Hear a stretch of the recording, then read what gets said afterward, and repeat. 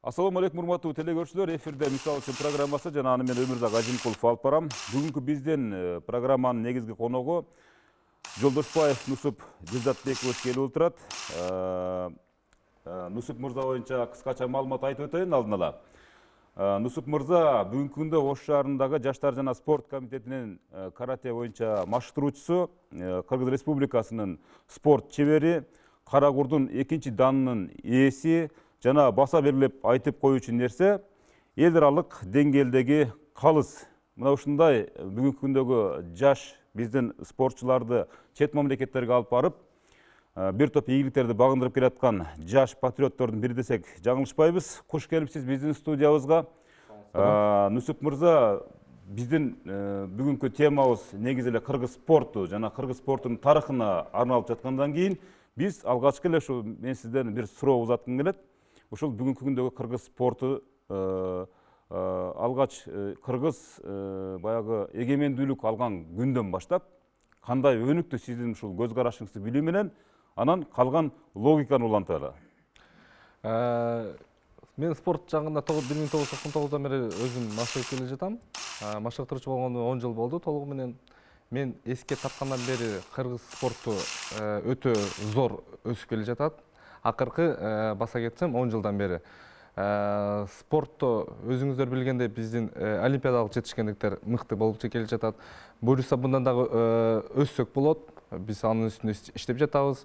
Жана жаңылык катары айта кетсем, бул алгачкы жолу бизде 2020 жылы олимпиадасы бул Токио шаарында өтөт. Карате спорт түрү кирди. Бул өзүм ошол өкүлүнүн спортумун. Жана айта кетсем, бул спортто чынында айта кетиш керек, бизге азыр көмөк көрсөткөн бир эле мамлекет эмес, биздин ага ата-энелер деле көпчүлүк спортко демөкчүлүгү. Ошолордун негизинде дагы чынында биз спортубуз өнүгүп келе жатат. Мына азыр ушу демөкчүлүк жөнүндө сөз козутулуп калды да. Негизи эле мына кыргыз спортунун тарых тамыры өзү негизи мындай өспөй, өнүкпөй калды дегенден албетте алыспыз. Себеп дегенде бүгүнкү күндө Кыргызстан мамлекеттен укукту алгандан кийин, эгемендүүлүктү алгандан кийин ушул спорт тармагы менен гана дүйнө элинин назарына илин десек жаңылышпайбыз да. Бирок бүгүнкү күндө эми бул кыргыз спорт тууралуу дагы бир аз алдыда кенен кеп кылабыз. Ага чейин демөкчүлүк жөнүндө сурагым келип атат да. Бүгүнкү күндө мамлекеттин алсыздыгынан спорт тармагы анчейин баягы демөкчүлүк спорт тармагына болбой келатат. Чын-чындан. Аны моюнга алыш керек. Бул кашкайган чындык, эч кандай жашыруун эмес. Ата-энелер көбүнчө өздөрү демөкчүлүк кылып, балдардын кыргыз спортчулардын ийгиликтерин 70%ын ошол ата-энелер баягы ошол балдар үчүн шарт түзүп берип атат да. Демөкчүлүктө кыйынчылыктар болбой атабы негизи? Сиз менен толугу менен кошулам. Бизде азыркы мурунтан калган бул смета деп койсок болот. Кыргызстан ичинде чыккан спортчуларга 109 сом акча бөлүнөт. Бул чынында айтканда бул күлкүмүштүү акча. Бул завтрак, обед, ужинге бөлүнгөн. Машыктыруучуларга 83 сом берет. Айлыгы жаңы машыктыруучуларга 3,5 миң сомдон башталат. Демөкчүлүктөрдөн бул өзүбүздүн эле ата-энелерден болот. Алар келгенде айтышат, биздин атыбызды айтпай эле кой. Биз ошо балдар кыргыздын спорту өссүн деген ниетте демөкчүлүк көрсөтүп келе жатат. Бирок ошол эле учурда өзүңүздөр билгендей эле туура эмес багытта кетип калгандар бар. Мен сага демөкчүлүк көрсөттүм, сен мага жардам беришиң керек. Башка жолдордон. Ал жакта дагы чынында мойнуна алыш керек, ушундай көйгөй да бар. Ал жака барбайын десе, бул спорт жакта бул жүрөгүндө төрөлгөн бала, спортко берилген бала айла жок, алга макулдук болушат. Сөзүңүзгө мен да кошулам толугу менен. Албетте биз саясат жөнүндө таанып алган жокпуз. Саясат жөнүндө эми жаман жактарыбыз менен таанылдык да. Экономика тармагында деги эле айтпай эле кой, ал жөнүндө сөз кылбай эле коелуп, азырынча маданият тармагында бир аз баягы жандануу бар. Албетте биздин кыргыз маданияты дагы өнүгүп, баягы жакынкы Орто Азия мамлекеттеринде бир аз өзүнүн кулачын жайып, бир аз таанылып келатат. Бирок спорт тармагында дүйнөнү дүңгүрөткөн биздин спорт тармак болду, мамлекет таанытканча. Убагында мына 80-жылкы олимпиадаларда, жайкы олимпиадаларда, мисалы Каныбек Осмоналиев сыяктуу биз сыймыктаган, кыргыз эли сыймыктаган бир топ мындай үлкөн спортчуларыбыз бүгүнкү күндө эмес, кийинки мундардын дагы элесинде кала турган спортчуларыбыз чыкканда, бүгүнкү күндө баягы спорт тармагында дагы бир топ баягындай өзгөрүүлөр болду окшойт. Мурда бизде кыргыздар спорт дегенде эле улак чабыш менен кыргыз улуттук күрөшүн элестетсе, азыркы күндө бир топ спорттун түрлөрүнө да кызыгуу пайда болду. Айрыкча мына карате боюнчачы. Карате боюнча жаш балдардын курагы канча жашка чейин алып, ушул быйылкы өткөн жылдарды эске албаганда, быйылкы 2019-жылга карата кандай ийгиликтерди багындырдыңыздар? Бизде каратеде быйылкы эң чоң жетишкенибиз бул Турцияда, Стамбул шаарында Босфорс Кап деген мелдешип өткөн. Ал жерде менин өзүмдүн окуучум Абдулазиз Дастан 2-орунду ээлеп келди. Ал мелдеште 29 мамлекет катышып, 2-орунга жетишкендик болду. Ал жакка дагы барганыбызда чынын айтканда бизде көйгөйлөр башка эле көйгөйбүз, бул биздин финансовый жактан, ошондой эле спорт залыбыз кичинекейлиги. Азыркы учурда каратеде бизде 6 жаштан көбүнчө 14 жашка чейин болот. Ошол учурга чейин биздин Ош шаарыбызда карате боюнча, Кыргызстан боюнча биринчилерден орунду ээлеп келе жатат. Андан кийинкилерибизде биздин көпчүлүк аналитиктер айтып жатышат, биздин спорт залыбыз кичинекей болгондуктан чоң аренага чыкканда балдардын аурасы башкача. Себеби зал канчалык чоң бойсо, ал жерде ар бир балганга кислород көбүрөөк болот, өзүнүн сезими башкача болот. Мен как өзүм спортчу катары айта кете алам. Чыкканда бизде көбүнчүлүк чочулуп калышат. Ошондуктан мен ушул бизде да көйгөйүбүз спорт зал же комплекс куруп берсе биринчиден. Экинчиден бизде өткүзө турган мелдештерибиз чоң, мелдеш өткүзө турган бизде чоң спорт залыбыз жок. Канчалык мелдешке чыккан сайын бала өсөт. Биз чет өлкөгө чыгыш үчүн бул финансыбыз керек. Конокторду чакыра элсек, бизде спорт залыбыз жок. Айла жок, биз чыкканга мажбурбуз. Анан кийин эле биз ага чейинки мелдеште Бишкек Опен деген Бишкек шаарында өткөн. Ал жерде 6 мамлекет. Быйыл 2019. 1100 спортчу катышкан. Жалпысын айтканда Ош шаары 3-орунду ээлеп келди. Жалпы көрсөткүч 33 команданын арасынан. Канча дүйнөнүн канча мамлекети катышты? Бул биздин эле коштон мамлекет Өзбекстан, Кыргызстан, Тажикстан, Россия, Казакстан, Тажикстан. Бул эми ушундай эл аралык деңгээлдеги иш-чараларга сиздер демөөрчүлүктөн сырткары канча акча каражатты мамлекет тарабынан бөлүндү же бөлүнбөдү? Таптакыр. Бишкек Опенге бизде таптакыр бөлүнбөдү. Бөлүнөт акча бул Кыргыз Республикасында болгону. Кээ бир чет өлкөлүк мелдештерге бөлүнүп калат. Бая айткандай эле Кыргызстан ичинде бөлүнсө дагы бир 20 балага бөлүнсө 109 сомдон акча, ал баардык акчага балдарга жетпейт. Питаниясын эле биз ачык эле ата-энелерге айтабыз, урматтуу, ушундай акча бар. Аны көбүнчө бизге мажбур болгон балдарга беребиз. Себеби кээ бир балдар бар, спорттон мыкты, бирок үйүндө ата-энеси жок балдар бар. Кээ бирлер социалдык жактан аларда биз биргеликте өстүрүшүбүз керек. Азыр 109 сом деген ушул бир спортчунун үчүн кетире турган бир күндүк чыгашадагы акча да? Бул чыгаш тамак ашка. Тамак ашка. Тренерге деп 83 сом. 83 сом. Бул эми ошол Советтер Союзу мезгилиндеги кабыл алынып калган сметадан дагы эле чыкпай аткандын белгиси болсо керек. Андай фактылар башка тармактарда дагы толтура болсо керек. Азыр бүгүнкү спортто негизи эле мына биздин спорт чөйрөдө укмуш болуп көрбөгөндөй аял затынан дагы ошол эле мезгилде кыргыздын жигиттеринен дагы белдүү азаматтарыбыз жакынкы эле бир 5 жыл аралыгында дүйнөнү дүңгөрөт десек жаңылышпайбыз. Мисалы ошол эле Түмөнбаев деген азыр эле мына жана кыргыз айым спортчу Тыныбекова айымдар бүгүнкү күндө дүйнөнү дүңгөрөтүп жаткан учуру.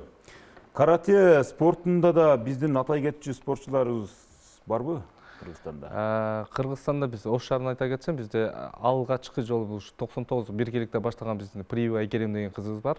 Азыркы учурда турмушка чыккан, 2 уулдун энеси, бирок ушул учурда дагы эле машыгып келе жатат. Машыгып турчу дагы биздин 2 жолу азиатский оюнга чыккан кызыбыз. Биздин Ош шаарында жетишкен спортчу айымыбыз ошол кыз. Кыргызстан боюнча карате айтсак, бул бизде Адилет Шадыканов, Айбол деген инибиз бар. Ал Айбол кечеги күнү азиатский оюнда 3-орунду алып келди. Бизде каратеда бир гана ошол уулубуз алып келди. Дагы бул чоң жетишкендиктер. Болочокто биз азыр май айында мына 19-на буюрса дүйнөлүк чемпионатка кетип атабыз. Ош шаарынан 4 спортчу, өзүмдүн окуучуларым. Бул 6 жаштан 10 жашка чейинки балдар. Эми мына ушундай бир чоң баягы кадыр барктуу иш-чараларга балдарды алып барууда дагы өзүңүздүн баягы деңгээлиңиз болуш керек дегенде ошончолук деңгээлде ал жактагы баягы чыр маселелери болуп калат, айрым учурларда туурабы? Баягы чоң чемпионаттарда кээ бирлер туура эмес чечимдерди чыгарып, калыс менен пикир келишпестиктер орун алып калган учурларда ошол жакка алып барган тренердин дагы маштыруучунун дагы деңгээли ошондой болуш керек да. Мына сиз азыр Кыргыз Республикасынын спорт чебери, эл аралык деңгээлдеги калыс деген ушундай наамдарды алууга качан жетиштиңиз?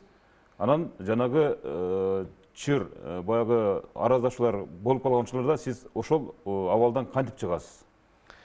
Мен эл аралык судьяга жетишкенден бул 2017 Ташкент шаарына экзамен тапшырганбыз. Ал жерде бардыгы англисче болот, суроолор.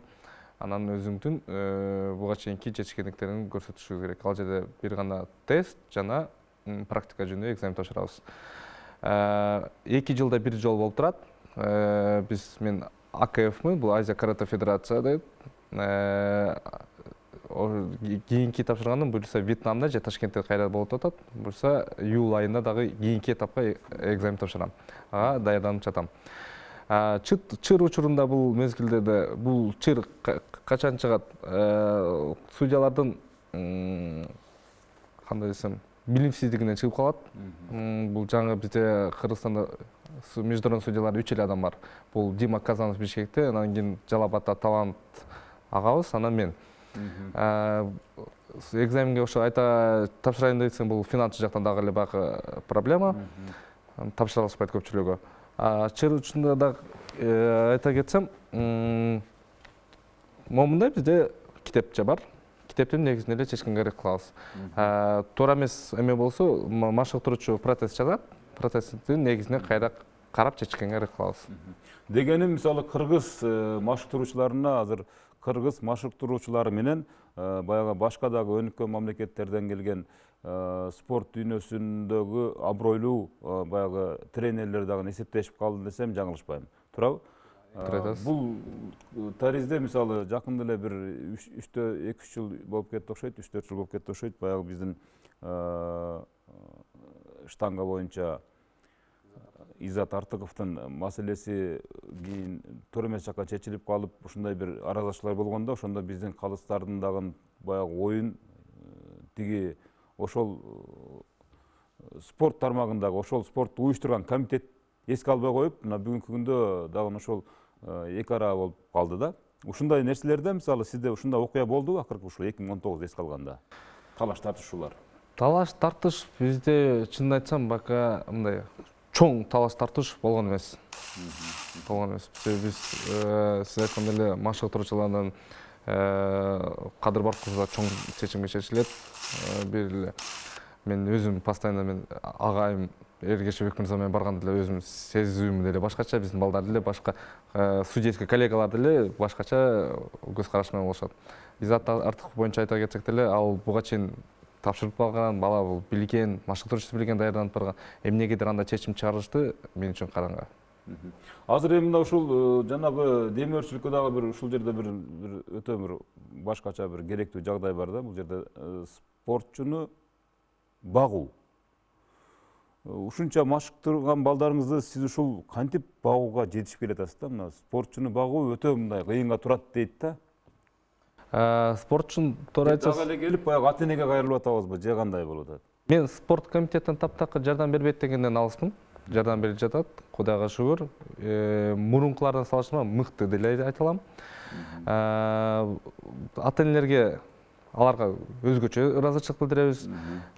Себеби чынын айтканда, мисалы азыр чемпионат мириге кетип атабыз, ар бир балага 2,5 миң доллардан кетип атат. Бул кече жакында 20-сына кетип турган. Ар бир 4 балама ар бир балага 2,5 миң доллардан кетип атат.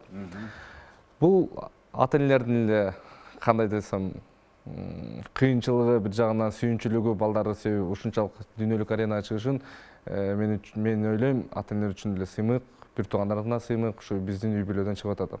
Буюрса дүйнөнүн чемпиону болуп калса, Өтө кубанычтарды бирге бөлүштүрөбүз деп ойлодум.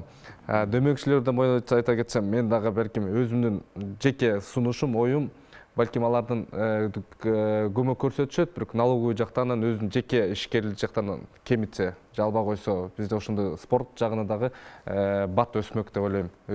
Отрыв болмок. Милдет кылбай Милдет кылбай, в обязательном порядке налог төлөттүрбөсөчү, мисалы. Налог жактан кыскартса же текшерүү жактардан кыскартса, алар мен өзүмдө эле агаларым бар, көпчүлүгү жардам берем дегендер бар.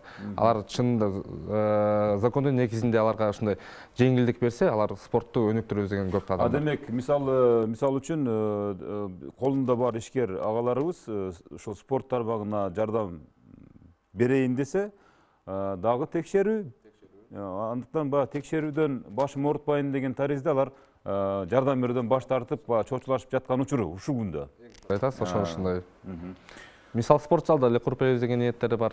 Спорт зал курайын десе, дагы эле текшерүү. Баягы ыксыз текшерүү. Эмне үчүн деп сурап көрдүңөрбү, мисалы? Эмне үчүн текшересиңер? Бул бизге спорт аянтчасын салып берген атпайбы? Бул бизге стол алып берген атпайбы деген таризде. Ал суроону берип көрбөппүз, бирок мен оюмча ойлойм, бул азыр спортко билесиз, азыр бизде налоговый аябай күчүп аткан мезгилде эмне иш кылба, бардыгына налог алышат. Ошондуктан буларды бекинип атышат го дейм, мен оюмча, өз жеке ишкерлер дагы. Бирок өздөрүнүн чынында бизге азыр айтышпай, бай айткандай айтпай эле бизге көмөк көрсөткөн ата энелер бар. Айтпай эле кой, себеби артынан эле бирөө жарым түшүп калышы мүмкүн деген ниетте айтат да. Демек, баягы демөөрчүлүк кылууда дагы ушундай бир чоң проблема бар. Бар. Ишкерлерге ушундай демөөрчүлүк кылууда дагы бут тоскондор бар. Эми бул баягы кыргызчылык деп коебуз, бирок буну албетте мындан ары бул маселелер өз ордуна түшүп калса керек деген ниеттебиз. Спорт бул өзүңүз билесиз, бир чоң саясат да. Дин дагы чоң саясат дегендей. Анан маданият дагы чоң саясат да бул. Спорт бул чоң саясат деп белгилегениmin себеби спорт тармагында аябай мыкты болуп келатып эле, анан саясатка аралашып кетип, анан саясатта же ал спортчу эмес, же саясатчы эмес дегенкиси баягы өз ордун таппай калып, анан дендер болуп калган жигиттерибиз бар да. Буга сиздин көз карашыңыз кандай? Туура айтасыз. Мен баягы эле айтканым, бул социалдык биздин жашообуз жетише элек да. Анан кийин мисалы спорт жагынан көтөрүп өсүп келаткан бала ал мажбур ошого барганга аракет болуп атат. Себеби үйүндө ата энеси бар, инилери бар, ага эжеси бар, бала чакасы бар. Ал жактан барып, ал жактан акча жакшы берет. Анан бирөөнүн куралы болот. Ошондуктан эме кылышат. Бизде бул ошол дөмөкчүлүк жактан дагы туура эмес багыт көрсөткөндөр дагы бар. Мисалы, мен сага дөмөк көрсөттүм, сен сөзсүз түрдө сен ушул жумушту кылбасаң, сенин жакта жумушуңду кыркып коем же мындай кылып коем деген чочундуу жумуштар да бар. Саят бизде Кыргыз Республикасында билбейм эмнегедир андай, балким башка мамлекетте деле андайдыр. Бирок ушуну туура багытка жөнөтсө болмок, себеби чынында күчтүү балдар бизде көп. Бизде Кыргыз элине тубаса, биздин ата бабаларыбыз эле өзү батыр аталар болгон. Ошондо биздин ошо күч кубаттары менен эле чын эме күчтүү болуп келе жатышат. Витаминизация деген түшүнүк бар бизде. Азыркы 21-кылымда бизде өзүңүздөр билгендер ГМО тамактарда өтө бизде сапаты начар. Себеби бизге кандай десем, жасалма тамактар көбүнчө. Ошондуктан бала химиялашкан. Балдарга да витаминизация сөзсүз түрдө керек. Баягы жетишкен спортчулар көбүнчө витаминизация менен жетишип келе жатат. Витаминизация ал деле финансылык көмөк көрсөткөндөр. Бул эң чоң баягы муктаж жараткан фактор болуп эсептелет. Фактор болуп эсептелет, кошулам. Азыр биздин ушул жана баса белгилеп айтып кетпедиңизби, баягы биздин азыр президенттик парламенттик башкаруу системасында демократиялык коомдо дейбизби, баягы чоң спортто чоң ийгиликтер жетишип келип туруп, анан чоң карьералык жолунан адашып, баягы депутат болуп, же болбосо башка дагы мамлекеттик кызматта жүрүп, анан кийин аттиң кылган, же болбосо туура эмес жолдорго түшүп кетип, баягы кара дүйнө дейбизби, ошактарга аралашып кеткен спортчуларга, мисалы, биз деле ошол спортчулардан кем калбайбыз да, мына уучубуз кур эмес да. Ал бардык баягы турмуш өзү баягы бардык ошол биздин чыган жигиттерибиздин жолун көрсөтүп койгончулар дагы жок эмес да. Мына азыр сиз ушул өсүп келаткан жаштарга жаштарды кандай тарбиялап атасыз бүгүнкү күндө? Менин өзүмдүн машыктыруучум бизге даярдаган эң биринчи иман, калп айтпоо, бирөөнү урбоо, бирөөнүн акысын жебөөдү үйрөтчү. Мен ошол эле багытта өстүрүп келген балдарды. Азыркы балдарда ар бир баланын психологиясы ар кандай. Жаш балдарга өзгөчө оор алар менен машыктыртканы. Себеби кээ бир балдар биз азыркы тилде айтканда мамин сыночектер көп. Алар менен биз туура багытта үйрөтпөсөк, бала чынында чөгүп кетиши мүмкүн, чүнчүп кетиши мүмкүн. Көпчүлүк ата-энелер келет, менин балам спортто эмес, чөйрөгө кошулсун деп келишет. Бул биздин 21-кылымдын технология өсүүнүн терс карама каршылыгы жагы дагы бул. Себеби бизде интернет, YouTube, телефон ошолор келет. Мурун өзүңүз билгендей, бизде жаш балдарда көчөдө кыздар резинка ойношчу. Бул масштабтуу физикалык денени өстүрүү болчу. Жана скакалка деп туруп, балдарда бизде пара деп коет эле. Ортого түшмөп, логика ал жерде иштейт, спорт жагына өстүрүү. Азыр карасаңыз бизде жаш балдар бардыгы көпчүлүк үйдө. Көчөгө чыкса деле телефондо, машинага отурса да телефондо көрүшөт. Бул биздин чоң көйгөйүбүз. Ата-энелердин кандай десем,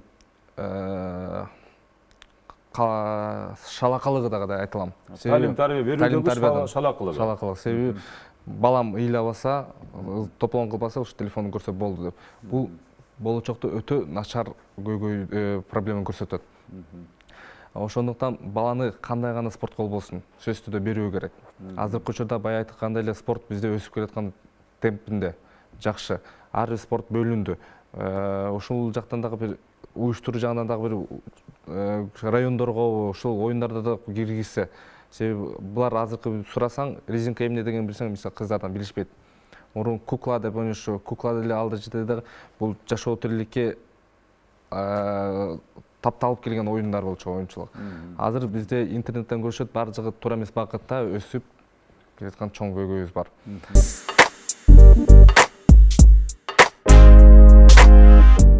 Эми азыр биз ушул программанын дагы жыйынтыктоочу маалына келип калдык. Бир топ жакшы нерселерди сүйлөштүк дегендей, кыргыз спортчуларынын бүгүнкү күндөгү дарамети. Эми мына ушул спорт тармагында ар бир тармактын каймактары бар да, мисалы ошол каймактар менен аралаша жүргөн маалда сиздин азыр ушул маалыңыз да азырча.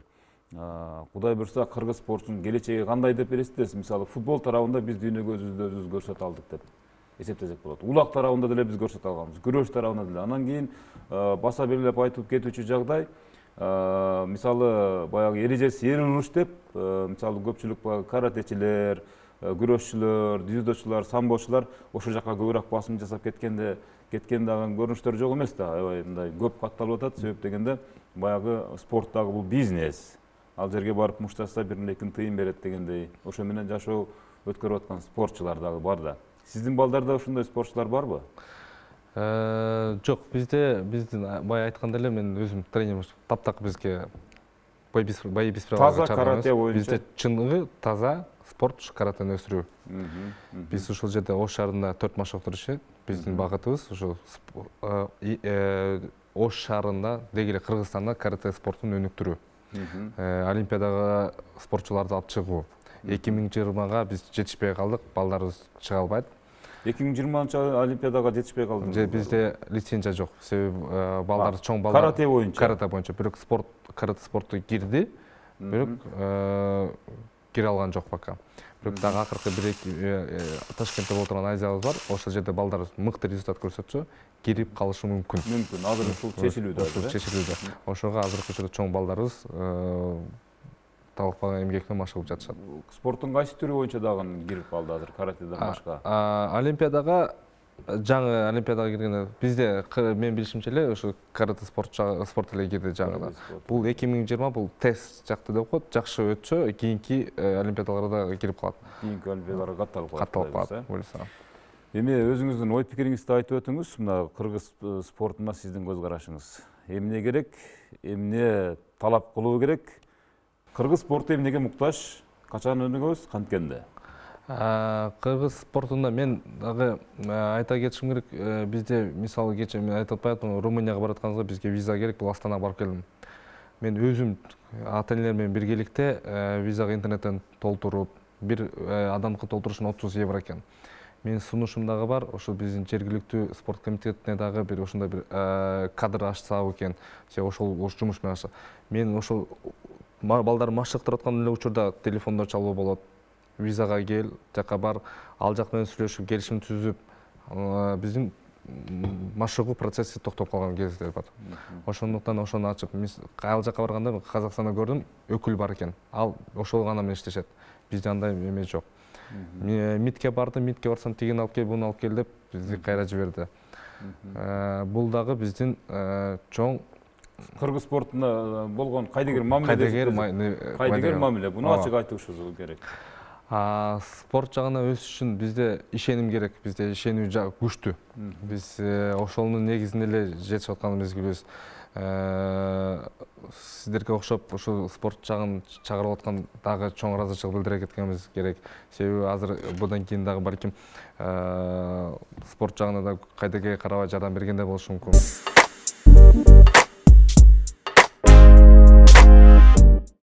Деги эле ошо спорт тармагын өнүктүрүүдө жалпы баягы жапа турмак киришип, жана жогорудагы айтып өтүп кетпедиңизби, жана ишкерлерге баягы жардам берем дегендерге бут тоспой, жакшынакай кылып алар менен кошулуп ташылып ынтымактуу мамиледе болуп, жалпы жапа турмак өнүктүрө берели деген ниетиңиз бар экен, Ооба.